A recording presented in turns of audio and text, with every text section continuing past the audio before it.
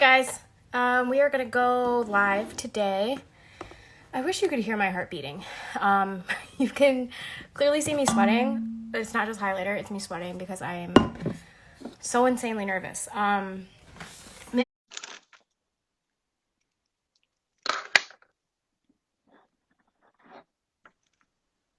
Hey, how you doing? Can you see I'm me like, you're okay? upside down. You look like a cat that was upside down or something. Am Hello. I upside down right now? You're sideways. Hold on. I tried to do something fancy with my phone. Hold on. How's that? There you go. Great. Perfect. How Oof. are you? I'm all right. I gotta go out. I I know, gotta get that's some why I'm wearing sun. a hat.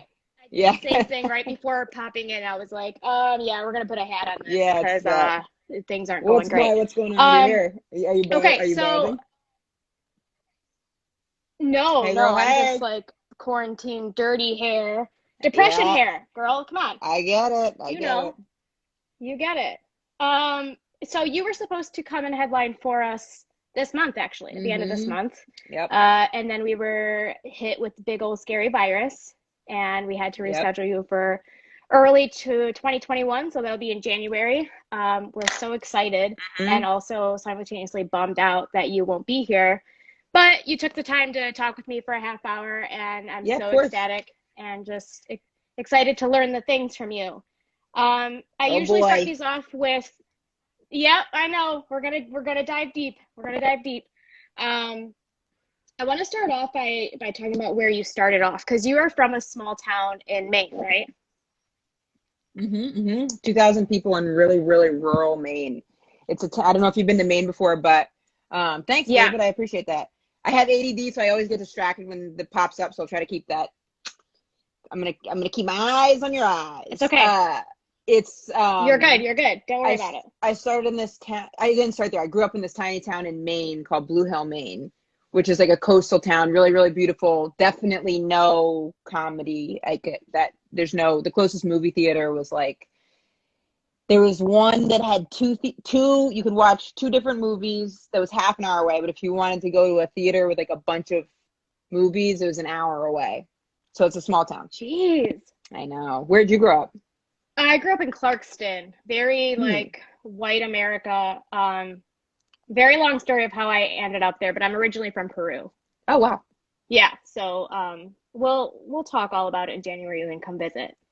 Sounds Um, good. but yeah, coming from a small town in Maine, and then did you move to New York right away, or were you like working it out in Boston at first, or where were you at? If I had gone, excuse me, it's allergies. I hope to God. If I had gone from my tiny We're all town in judging you. Maine, It's fine. I know, right? Excuse me. This is my allergies, and look, this is my dog, Bowie. Hi, It's Bowie. allergies. What a Hey, cutie. buddy. Thank you. If I had gone from my tiny town in Maine to New York, that would have been like there's just no way that would have worked out. So I went from my town in Maine to Boston, where I went to college, and then my mom moved to Boston. My parents divorced when I was like third or fourth grade. My mom stayed in the town, but I was living with my dad, and then my mom moved to Cambridge actually, and then I was in Cambridge, Boston for like 5, 6 years. Moved to New York. That's around when I started doing comedy after I graduated college. So then I moved to New York. Then I moved back to Boston. Then I moved back to New York, and now I live in LA. Except for this exact moment, I'm in Louisiana because that's where I'm quarantining at. Oh my goodness. You're Yeah, all over the fucking map. It's crazy. but going straight to New York, there's no way that would have worked out. It's too much. And when I was a kid, I used to Yeah. get to like, my mom would always take us on trips and stuff. So I got to see New York, but I wouldn't have been able to. Hey, girl. Hey, how you doing? Um, I wouldn't have been able to like handle going from Maine to New York. It's an existential crisis because it's Yeah, 2,000 people to like however the hell many people are in New York would have been too much. So I had a nice absolutely. buffer. Yeah. How many years were you getting up in Boston? Okay, I should know the answer to this as a human being and also because I get asked it. Hey, how you doing? Look, I have Bowie. I brought a guest too. Little Um, baby. I was doing it. I think I was doing it 2 or 3 years in Boston, and then moved to New York. And then when I moved back to Boston. I quit comedy. So I quit comedy for a full year. I was No like, shit. yeah, I went to grad school. I was like, I don't know how to do this. I was just running around doing open mics all the time, doing like live shows, like hustling, Yeah. working really, really hard. And then when I was like, how am I going to do this professionally in New York? It seemed like insurmountable. So I moved back to Boston, got a job that I lied my way into. I did that for about a year. Then I got laid off. Then I moved back to New York and I was like, I'm either going to try to be a talent agent or a comedian. And I didn't get a job at the talent agency I wanted to work at. So I became a comedian, and then I worked with that talent agency and got to fire him like 2 years later, which I don't know,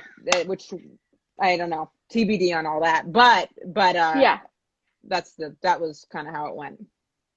That is some full circle, like, fate shit right there. That's crazy. Yeah.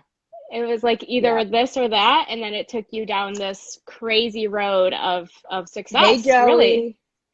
Yeah, it was interesting. It was definitely like the universe kind of guiding me, because I would have done either one. I wasn't like, Yeah. I didn't have it made up in my mind. And I remember when I didn't get that job, and I didn't even make it far in the application process, but I got as far as me applying, but I didn't get, thank you so much. So I didn't get that job, but I remember being like, all right, I'm going to go to an open mic. And then I went to an open mic, and I think, in comedy, everyone's kind of doing their own thing. So people weren't like, did you take a year off? They were just like, oh, where you been? No one even knew if I didn't tell them that I had taken the year off. Do you feel like that was the best decision you've ever made? Oh, yeah. It was like the best year of my life. I had a great, because before I did that, I had no balance in my life. Like, it was just, I was 100% consumed with trying to do comedy, and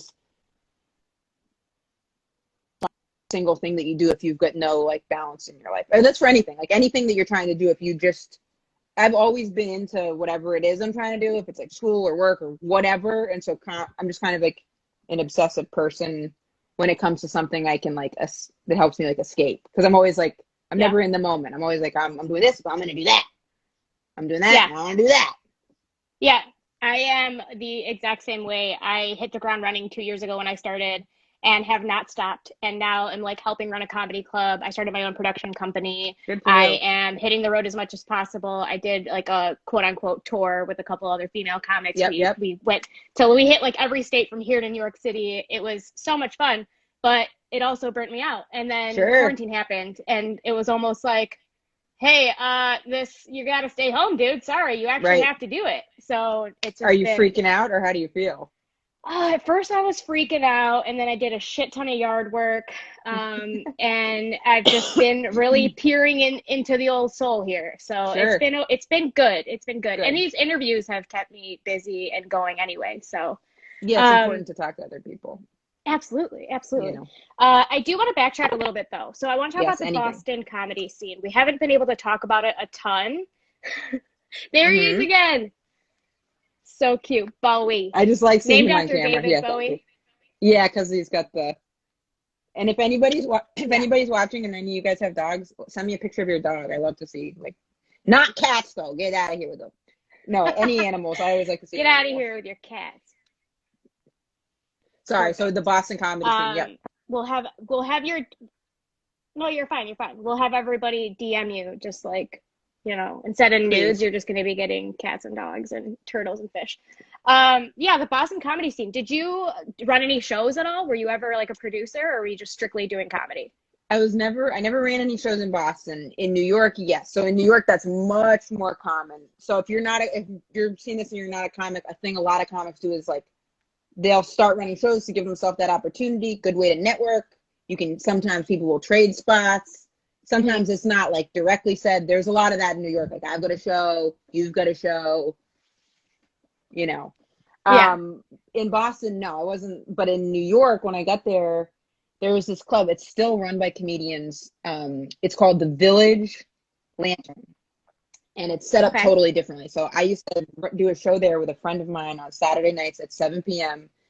A comic named Colin Kane. A comic named Colin Kane asked a friend of mine if we wanted to run it. We would like bark people in, which is where you stand outside and they're like, hey, you want a comedy show?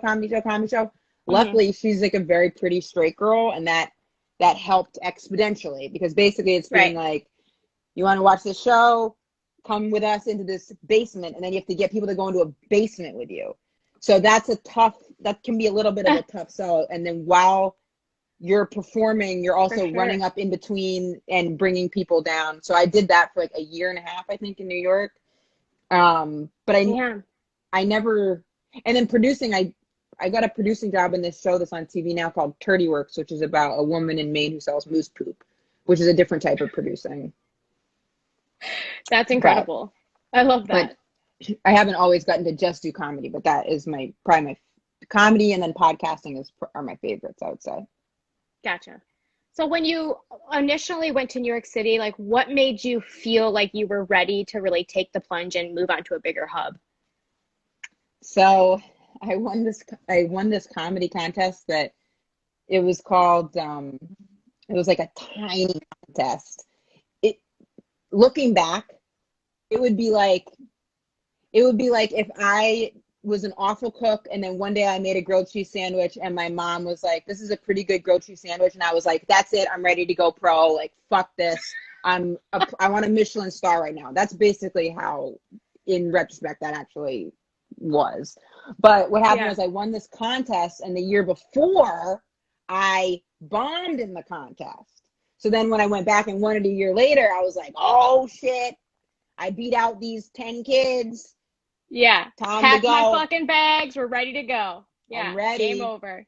Game over." Yeah. And Hmm. so that's when I was like, I'm going to go to New York. And then I also applied to grad school in New York to kind of like give me something else to do while I was there. Oh, no shit. Okay. So Yeah. you were So that's going to how school and comedy, and then were you working as well? I was working at the school as a lab monitor, but we can put working and school in quotes a little bit, because I was just 100% focused on, like, I would sign up for an open mic, and then like in New York, you have to sign up for the open mics. Right. And I remember I would get there when they started, and I would be like, "Okay, the mic starts at 6. How is the list full? Like, it's how am I going up last if it starts at 6?" And then someone told me, "Oh, people can come by and sign up anytime." So Hmm. I was like, "Oh, I'm gonna play this game." So I would go by on my way to school. So at like Uh-huh. 9 in the morning, I would go by, sign up, and then people were tearing it down. So then I would like laminate the sign up sheet to the door, and then Yeah. years later, I started working that club, and the owner was like, "Some asshole used to laminate the sign-up sheet to the door, and then I'd have to spend an hour and a half trying to tear it off after they covered it in tape." And I was like, "Oh, whew, what a dick! Yeah. That What person a sucks. monster! Creative, ambitious, but a monster for sure." Let's not forget that. Let's Yeah. not Yeah. forget. So that was kind of what the focus. It was definitely that was the focus. I wish I had paid more attention in school. I mean, Hmm. or tried, watered friendship more, whatever. Yes, for the lamination. Yeah, thank you. I thought it was a good idea too, but I can see how for the guy who had to take it off, that was kind of a pain. So being in New York and hustling like that and doing, these smart little tricks like the laminating, did you ever feel a time where you were like overwhelmed or feeling like I got to get the fuck out of here? This isn't for Oh me. yeah, Like what were those of times like course. for you? Like if you're speaking to younger comics. Oh yeah. I mean, I don't know anybody that's a professional performer that doesn't have those moments, no matter where they're at in their career. I think Yeah. that that's like part of life, or anyone I'm friends with. Hmm. Anyone I'm friends with would regularly be having existential crises, no matter what they're doing. But absolutely with New York. Actually, I didn't have those kind of moments as much in the beginning as I did a little farther in, because what happened in the beginning, it's like you're so laser focused. I got to get into this club. There's a festival for comedians called Just for Laughs. I got to get on Just for Laughs. I got to do this. Yeah. I got to get late night. But then when you get those things, you realize all those things are just things to walk towards with no promises. Everything is Yeah. something, but nothing is everything. Like, it's all, whatever you think is going to happen is only going to happen if you create something from that. Absolutely. So For sure. after I did those things, that's more when I started being like, fuck, what am I doing? Like, how am I going to do this? What am I I thought if I did this, then I would get that. And then now the key is, the long and short of it is, you better dance your ass off on TikTok or you're fucked. Excuse my language. Right. No, that's actually not true. That's not true. I think that's actually not true. I don't actually believe that. I think that, there's definitely like room for everybody, and you just, gotta, Bowie and I haven't figured it out yet, totally. But you gotta, keep putting yourself out there and learn to dance. What do you think? And learn to dance, obviously, and keep up with all of the different remixes of Savage that's coming out. Right. What do you think separates, quote unquote, like the boys from the men in stand-up comedy? What do you think really makes a comic like stand out, I should say? That's a great question.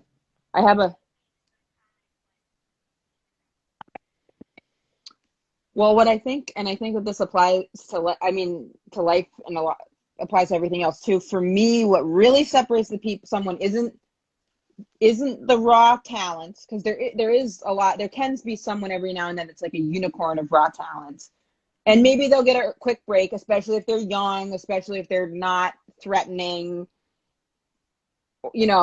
But it's the heart and the work. It's the same thing. It's very similar to something like boxing or anything where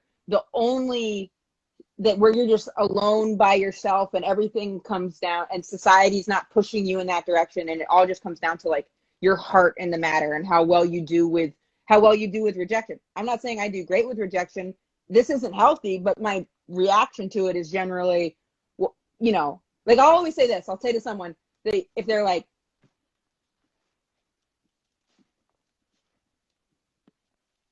if someone's like, I want to get into showbiz, I'd say, oh, let's stop you right there. You're too old.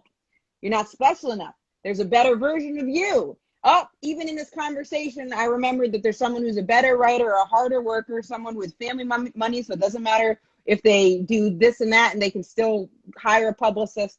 Now, if your knee-jerk reaction is like, oh my God, that's disgusting, I don't want to be a part of that, great, you just saved yourself a lot of trouble. But if your knee-jerk reaction is, who the fuck are you? I'm gonna fuck you. I can't wait to have a project that I don't hire you for someday.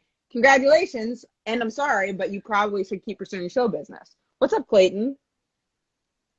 Absolutely. Have you seen Clayton English before? He's very funny. No, he's really haven't. funny. He won last Comic Standing a little bit ago. Really? He's Bowie's favorite. That's Bowie's favorite. So many people. I still. He's thrilled. Look at him. Yeah. I still have so many people to meet and so many people to learn about, and it's so exciting. I really enjoy producing. Yeah. I obviously love awesome. doing stand-up, but producing's been really cool. Yeah. That's great.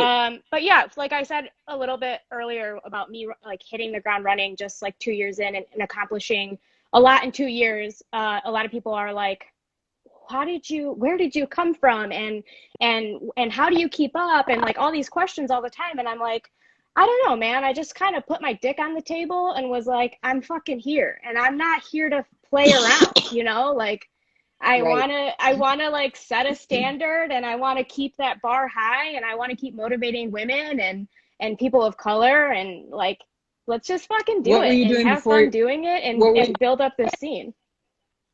What were you doing before you got into this? Like, did you have something you were as into? No, I went to college for education. I was going to be a Spanish teacher. I was going to be a photojournalist. I've always been all over the map. I've always hated school. I never graduated. And really? Then I was a server and a bartender and a GM, and I was like heavy in the service industry. I've always been the storyteller. I've always loved stand-up. People have always told me to try it. And then one day my friend signed me up for an all-women's talent show, and she said, you have 7 minutes. Good luck. And I loved it. I haven't stopped since. Good for you. That's my story. What about your first set? What was your first set like? The very first set, I was drunk. I was wasted, and I don't drink anymore, but I was in Boston, and I have this friend, Eli, and he used to run this open mic in this really like it's in Boston. It's just outside of Boston. It's like a really like funky hippie area. And it's an open mic where people would do poetry, interpretive dance, like whatever. When you think of a safe space, and then this is like a safe space, and it's not safe space like safe space, and if you say something that we don't like, we're gonna bite your head off. Like, it's actually like, it was like a very chill. So he runs that, and he was like, I want to try comedy, and I was like, me too. So we started brainstorming, and then he was like, why don't we both do it at my open mic? And then he decided he didn't want to. So I was like, I don't want to do it, and I kept on playing around with it. And then I went out to dinner, and I like had a bunch of drinks. And then my girlfriend at the time, right when we got there, Eli, my friend who ran it, went up to my girlfriend and said, hey, we had a cancellation. Does Emma want to go up? And I said, no, Emma doesn't. And she said, yes, Emma does, because she was apparently very bossy. And then I was like, next thing you know, I was on stage. And that very first time went well. And I think the second time went well, and the third time went well. And then it started not going well. Probably because I started being more aware of what I was doing. I think in the beginning, I was just so in shock of the whole situation. I mean, I say it went well, and I always judge something based on how I felt. And I usually feel something does not go well. Like, even if the response is good, I could go, I didn't like that. And that to me, that's if I don't try anything new, then I'm like, that was a waste. I shouldn't have done that. I don't know why I did that. Absolutely. I'm a sore loser. Yeah. Are you a sore loser? Yes. Yeah. I'm very absolutely. Much so that. Yeah. But I'm not. What have you done to help you? Like, well, no. There's a difference between being a hater and a sore loser. You know? Yeah. What is the difference? What is that difference? Because there is a difference, but what is it? It's like being a sore loser. I see myself, like, when I say I'm a sore loser, like, I am down on myself. Like, I don't want to talk to anybody. I can't hate on anybody. I don't have room to hate on anybody else. I'm hating on myself. You know? Totally. Yeah, totally. That's the way I see it. Totally. Yes, I'm a very sore loser. Very, very sore loser. What do you do to work on that? Well, okay, so I would say that that's like an ongoing process. I don't know why I'm so pale right now. Son of a bitch. I look like the ghost of a Christmas that never happened. Fuck. You've been inside for 4 months. I don't know. I've been sticking my head in and out, but Jesus. But I'm not good about it. I think what I try to do now, I mean, this is the thing. Becomes a pile up of losing thanks to appreciate that. There becomes a pile up of not getting things that you want. So it's just like, do you like the comedian Cat Williams? Have you guys seen him? Mm-hmm. Okay, so he had this line in one of his jokes where he was like, I'm always trying shit, and he did his little hands like this. He goes, trying shit, don't work. Trying shit, don't work. Trying shit, don't work. That's what I feel it always is. So even with rejection, it's like, okay, well, trying shit, that didn't work. Trying shit, but do I still get really beat down? Yes, absolutely. Because, but the truth is like, now it has to be all about your direct relationship with people, because I always think that the entertainment industry will come around to you with the people. But if you have the entertainment industry and you never build your own audience, the entertainment industry isn't your friend. They're not going to come around.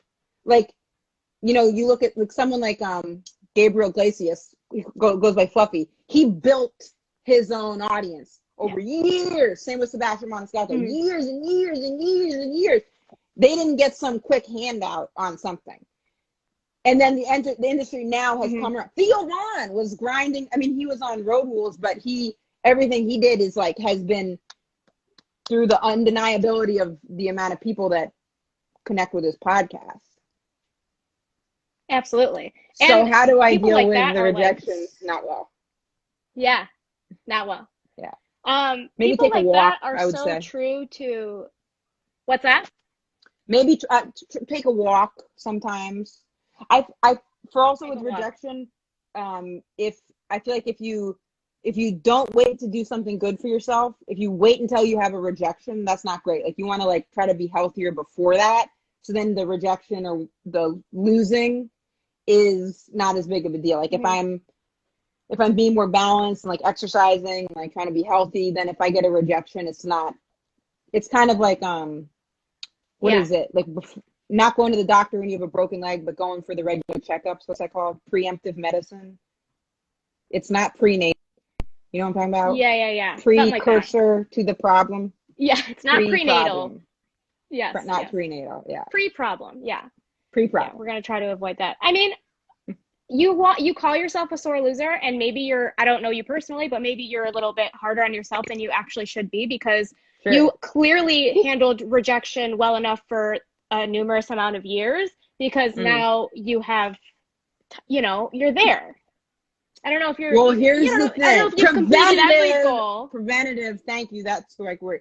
There you go. I mean, the thing is I think that no one is ever there, right? Like, no matter what. Yeah. I remember being in this, I mean, and your view on that shifts as you go along. Like, but also that might be a problem, like a spiritual problem. That I don't know. I'm not so sure. Like, I remember being in this hair and makeup, if you're doing a TV thing, they usually have a hair and makeup trailer or a room, but normally it's a trailer. And I was on one end, and there was this woman who was a pretty big celebrity on the other end, getting her.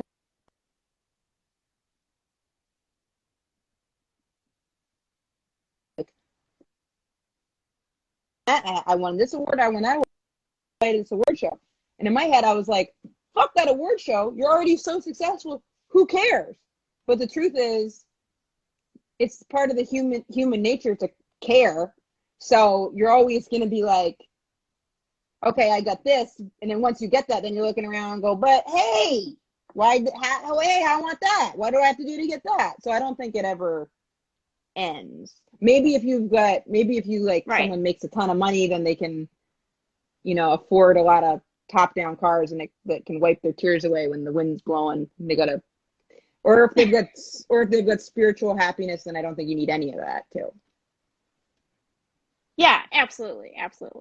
I guess what I was trying to say was just that you have handled it well enough to not quit and to keep going and to really accomplish the goals that you have accomplished thus far,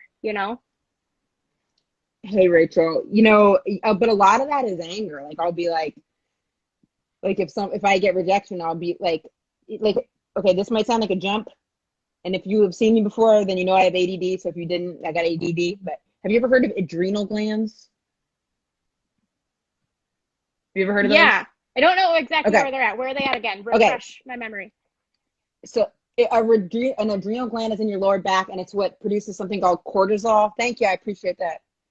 But it's something that produces cortisol, and if you're fight or flight. So say all of a sudden Bowie jumped up and went at the screen, you might go, whoa, and your cortisol will go, woo. When you drink cortisol, your body's going, woo, artificially. So there's all these things that when you're a stressed out person, it's producing fight or flight. They don't know that a dog isn't attacking you. Your body doesn't know. It just feels like this, right? So my reaction to rejection was like, woo, I gotta do that. I gotta blah, blah, blah. But here's the problem.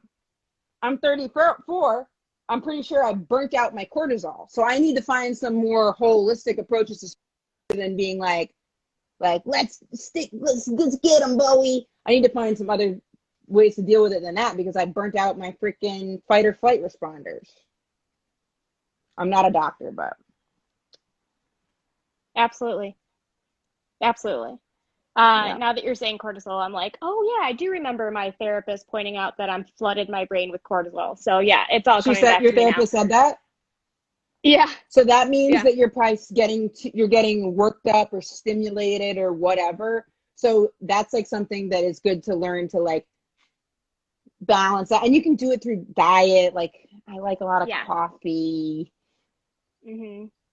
Swedish fish. You could be watching a crime show, and just from watching the crime show, like, I talked to a life coach the other day, and he said when he was fasting, he wouldn't watch TV. And I was like, why? And he goes, because you watch TV, your cortisol is going all over the place. You see a crime, it might not seem like you're watching someone get shot in real time, but you're interpreting a little bit, and your body's still like, whole, woo.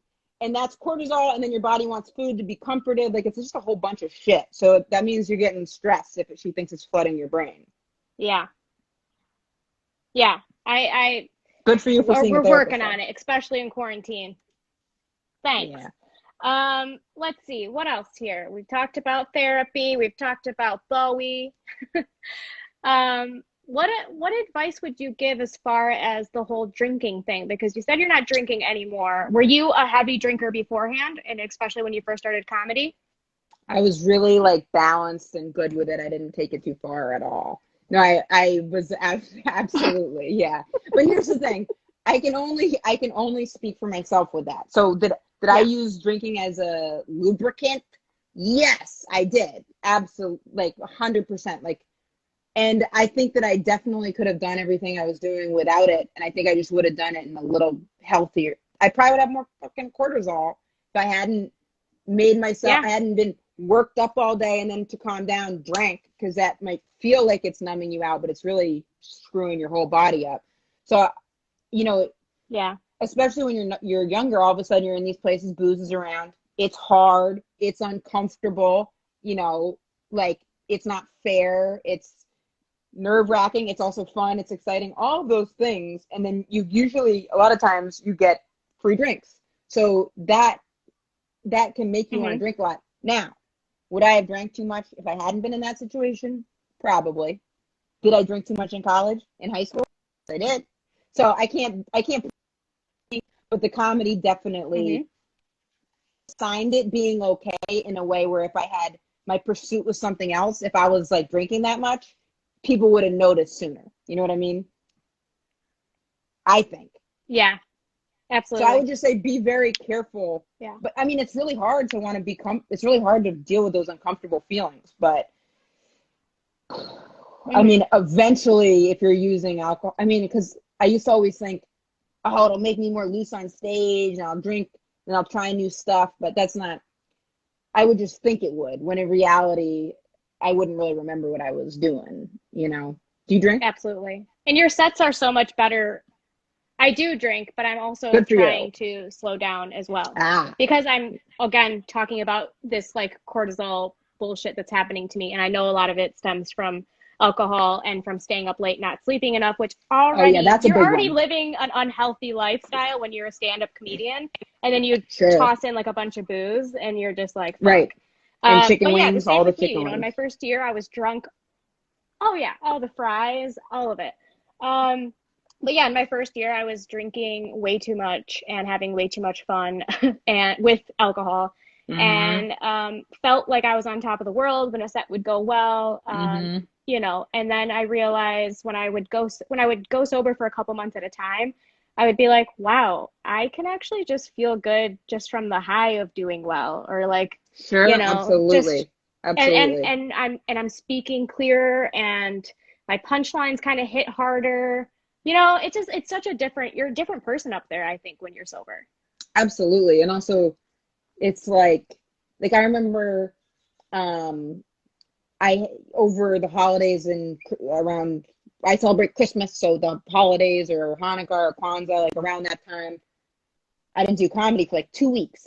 Hmm. And this is like maybe like 4 years ago. And then I came back and my first spot was at the Comedy Cellar, which is a club in New York. And I was like, shit, I should try to get up at another club to get, but I didn't. And I just went straight to the cellar. Yeah.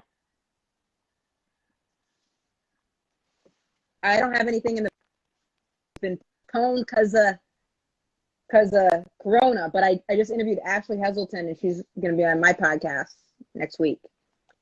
But so I'm waiting to go on, and Louis C.K. comes down. Now this is pre Me Too, obviously. Then I would have been like nervous for other reasons. But so he comes down. It's just me, him, and the bouncer. And I got nervous and I went, oh, you can go on. And he was like, that's okay. Are you next? And I was like, yeah. And then he goes, I'll go after you. So he's gonna watch me go on.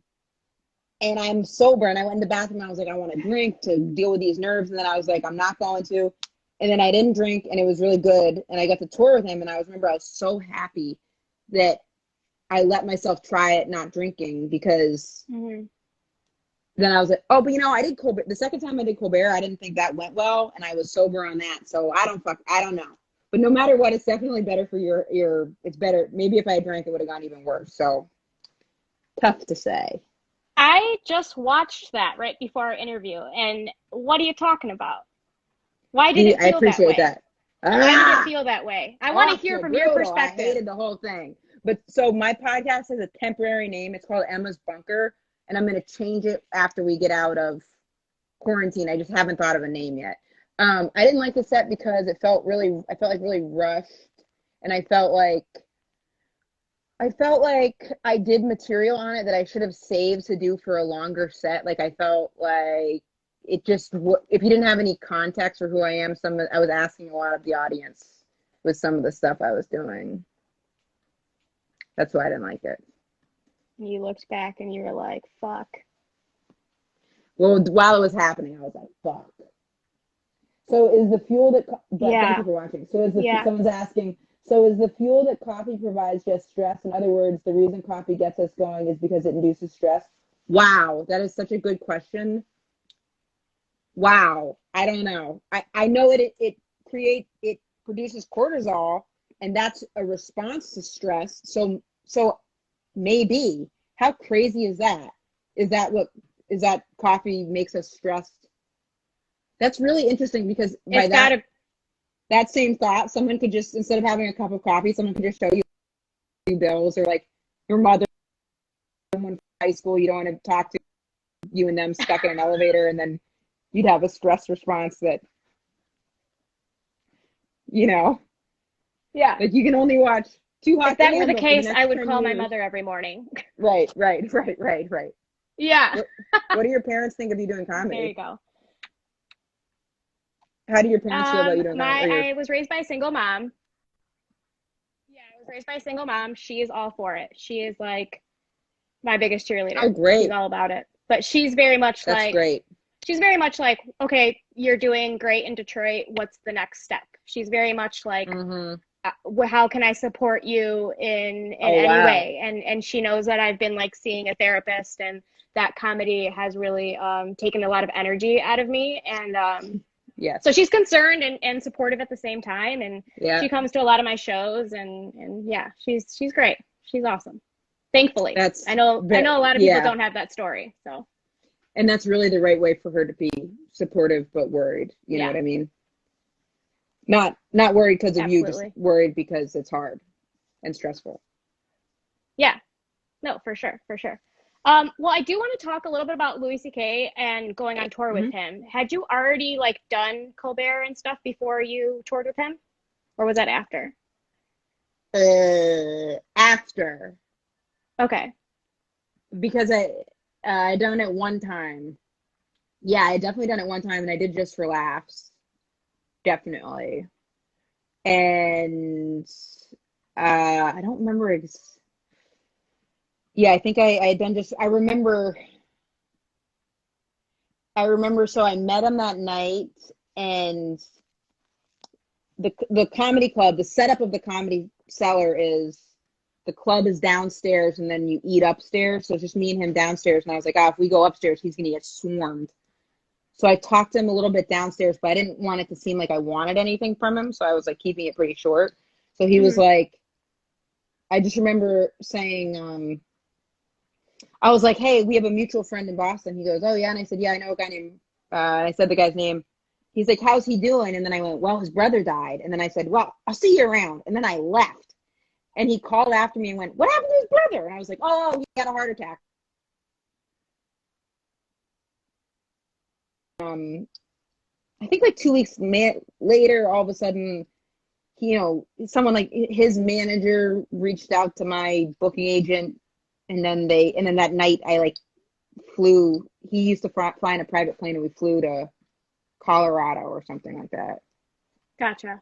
So when you hit these milestones, or like it's kind of like right place, right time situations, and then you get offered something from them, are you like pinching yourself? Are you like, holy shit? Like with anything really, like with Colbert, like any I late think night with show you've that, been on, or not with Colbert, not with that, but I think with that, yeah, it was pretty surreal, like being on a private plane, and then like get it, and then being, I don't know, like there's this one morning where we're in the hotel, and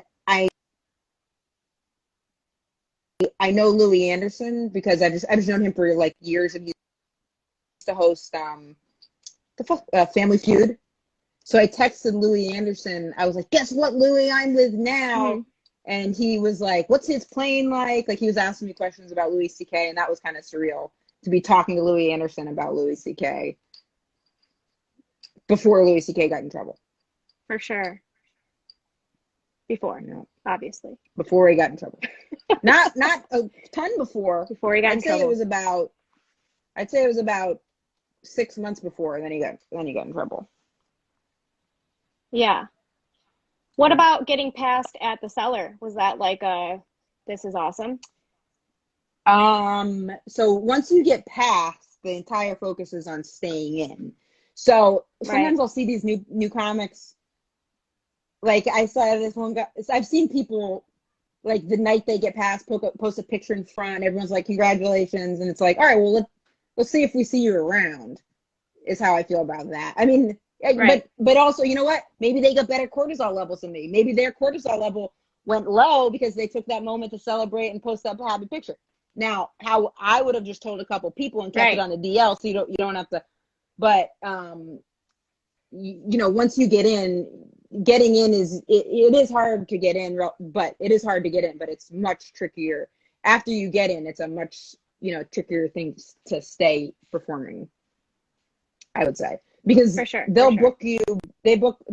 She'll book based on whether or not she thinks you're funny. And in some clubs, if someone's famous, then they'll just always get booked.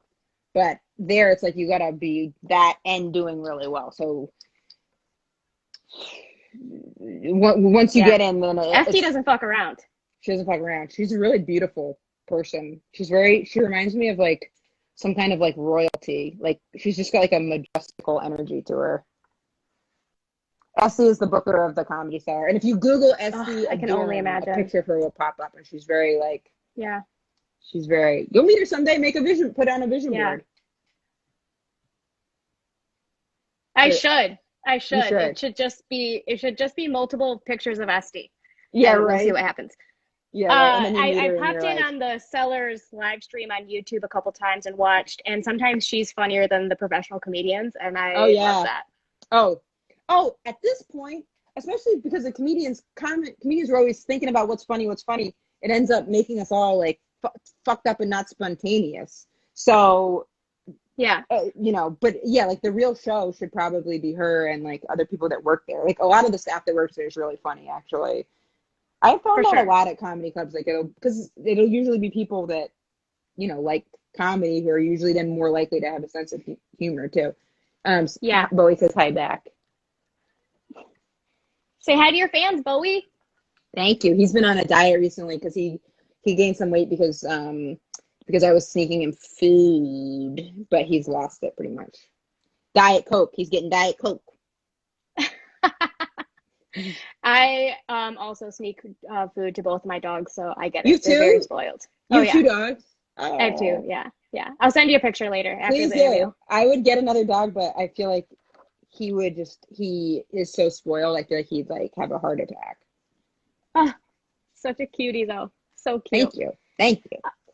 Okay, I have exactly 2 more questions. Okay, great. Okay? Do you Let's have do time? It. Yep. So hey, sorry. Girl, hey. Do you feel? All right, I want to back up a little bit. I'm going to compliment you a little bit too. Your material is. I've been a fan for a long time. It's so good. It's very. When you're performing, I feel like it's just me in the room watching you. If that makes sense. Much. That is such I feel like you're having a conversation with me, and it's very. You're forgetting that you're making me forget I have an acne problem. Thank you. And it feels, you know, your stories are hilarious. They're about your family. They're about you. They're about your girlfriend, your brother, whatever. They're so good.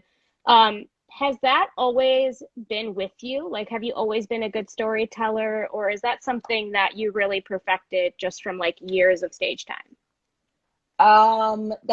Thank you so much. That's a tricky question because I was a good, it's tough to say. I mean, good based on what criteria? I was an entertaining kid for sure, but anything with stand-up is like very like practiced. But I mean, it's interesting because sometimes it's like, and this it's almost like the more you learn about the tools of something, the more you get back to being your natural. I was a funny little kid, but then I would get on stage and I would like not be funny because I'd be like, okay, here's how you have to write a joke, and I gotta think so hard to do. So it's like the more you learn about it, sometimes you have to learn all the rules so then you can know how to like break the rules. Like if you're building a house and you're like, fuck this, I'm not gonna learn how to build a house. And then you're like, I'm gonna build it with marshmallows and string, and I'm gonna be crazy. And then you do that, then you got an awful house unless you're just something you want to eat. But if you take the time to learn how to build a house and then put some marshmallows on the outside of it, you just kind of got a weird house, but the house still works. You know what I'm saying? Yeah. So I spent a lot of time Yeah, learning, like I do kind of actually. study. I still try, coming up with like, I was an entertaining kid. I don't know if I was good at telling stories because I didn't even know what that meant. But I definitely felt like the more I learned about it, the worse I got at it for a long time because I was like looking at it as a bird's eye view on what I was doing. And now I can kind of forget about that stuff. Yes, absolutely. Yeah. You obviously touch base a lot about your relationships and about being a lesbian and, all your bits about I'm the man, hilarious. And I know you mentioned Mm. earlier you're performing in safe spaces. Do you feel like with the way of the world and everyone kind of getting a little bit more PC, do you sometimes feel like you can't really talk about, I mean, clearly you're talking about it anyway, but coming up as a young comic, were you like, fuck, I can't say this or I can say that? Like, what were those rooms like for you? Well, so when I say that room was a safe space, I actually mean that it was like a pretty like blue collar room that had a sense of humor and was also open minded. I'm not talking about like San Francisco Okay. liberals that work at a tech company and are like, you called it cauliflower, but it's rhododendron, and where it's like, or I talk about being dyslexic as a kid, and then they're like, oh, you're like, no, Yeah. fucking no. That's not the. If you want to go at a comedy show, you know what? Don't save it. Go outside, kill yourself. That's not, or just be quiet. Like it's all good. Yeah. It's so all good to not laugh at a comedy show. Thank you for that feedback. I never want people to feel like they have to laugh or they shouldn't laugh. Just be comfortable. Yeah. Whatever your natural reaction is, it's all good. We're in this together. But don't go. Like it's like. And the only place that happened to me was San Francisco. I remember people just like being like, I'd be like, I'm from a small town. They'd be like, oh, I'd be like, eat shit and die, or whatever. Yeah. But also I love San Francisco too. I've gone back and had really great shows there. So it could have just been a weird night that really stuck with me. I don't know. But Yeah. but also, so here's the thing. I've been thinking about that and I've thought about it a lot. The truth is I'd almost rather have people always talk about college kids. Oh, they're so PC. I'd almost rather have them err on the side of being too PC than go the other way. Like a couple years ago, I used the word retard. You know what I'm saying? Mm-hmm. You know what I'm saying? Okay. Mm-hmm. Mm-hmm. Yeah. Mm-hmm. I used that word out of college and the kids flipped out. And at first I was like, and then I was like, you know what?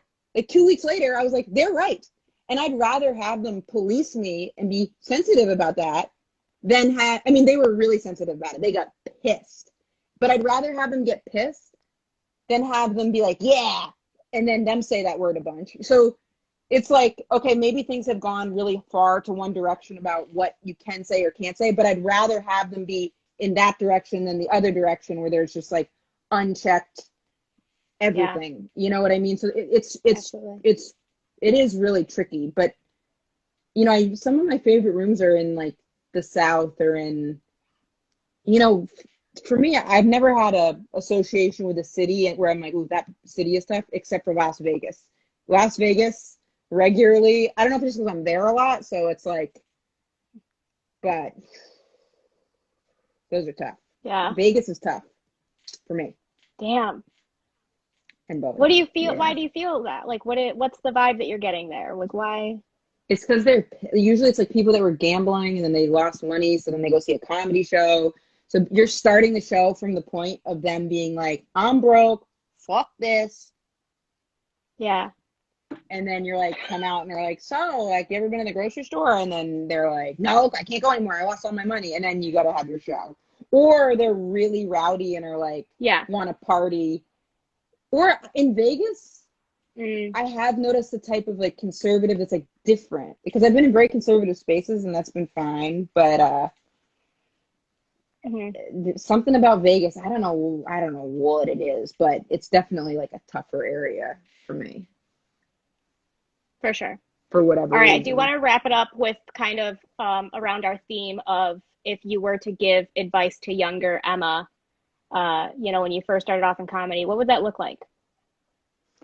Take better care of yourself, drink more water, put lemon in it, go to your friend Amber's wedding instead of that fucking show at Catch a Rising Star on Rhode Island. They would have rebooked you. I really regret not going to her wedding.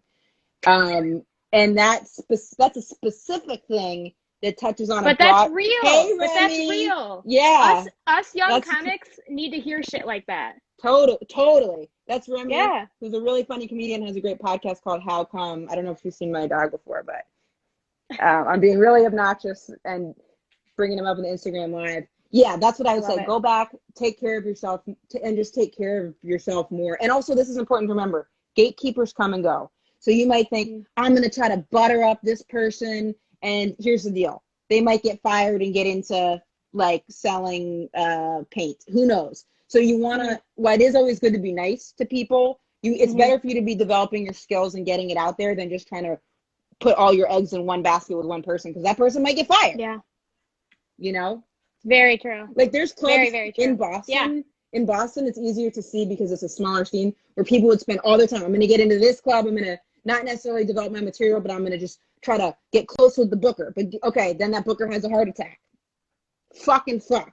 So then you didn't, you know what I mean? You need to not only be diversifying where you're spending your time and what you're doing, but if you put your own talents and build that up, then you can bring that anywhere. And if you can't do that, then just get a cute dog and make TikTok videos with the dog. There you go. All right, one last question for you. What do you feel has been your biggest accomplishment thus far? What are you super proud of?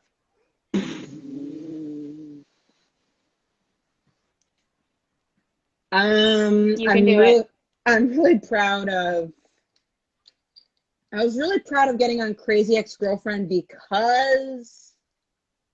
Okay, so when I got on it, I had just gotten cut from this Talking Head show, and I had filmed like 6 episodes of it, and I didn't know I got cut.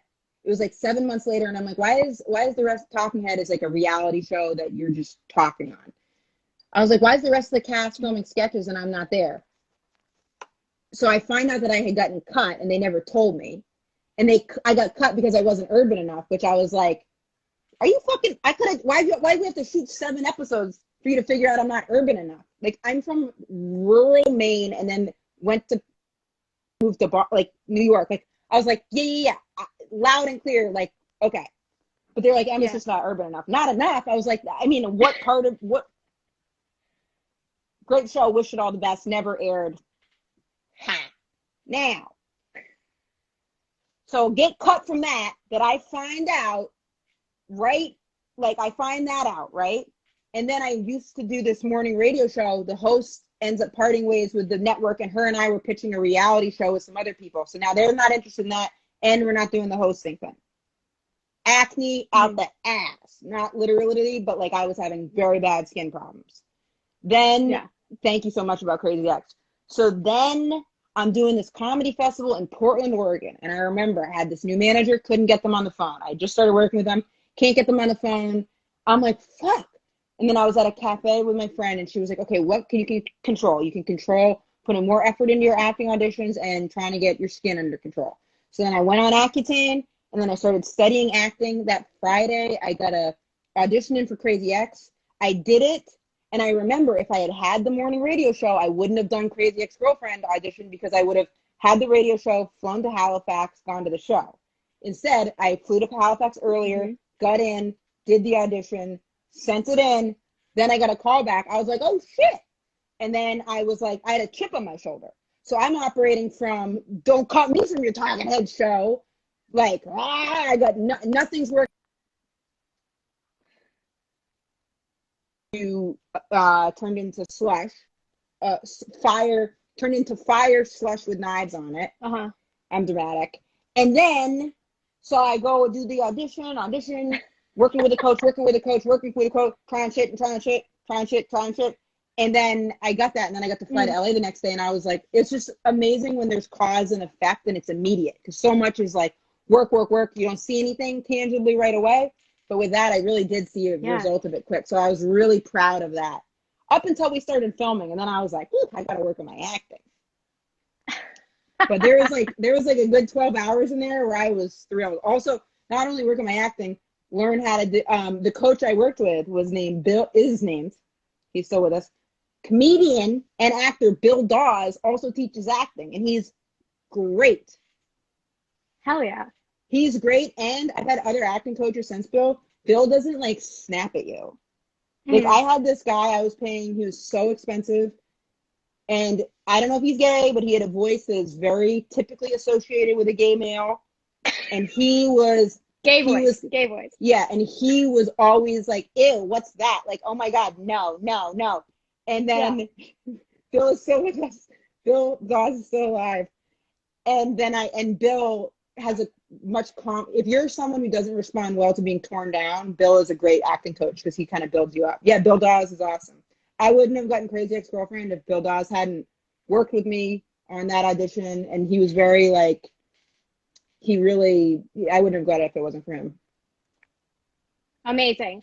Congrats on that, man. Such cool shit you've accomplished. We have exactly 2 minutes before Instagram Live.